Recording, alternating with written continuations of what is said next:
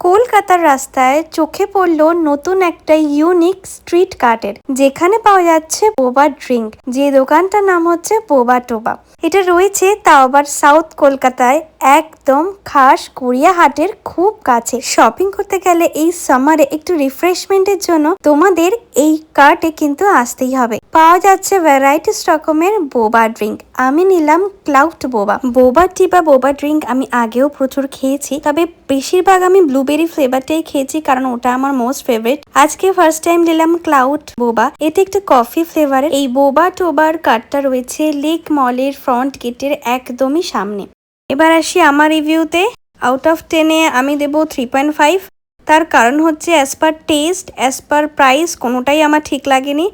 আমার মনে হয় এর থেকে অনেক এরকম ছোটখাটো কার্ট আছে যেগুলো টেস্ট অনেক বেশি ভালো। কেএফসি তো আই গেস পাওয়া যায়। এনিওয়ে ফার্স্ট টাইম যদি খেতে চাও তাহলে একবার ট্রাই করতেই পারো, হয়তো মেবি বাকি ফ্লেভারগুলো ভালো হবে। আর আমার এই ভিডিওগুলো ভালো লাগলে অবশ্যই চ্যানেলটাকে সাবস্ক্রাইব করে দিও।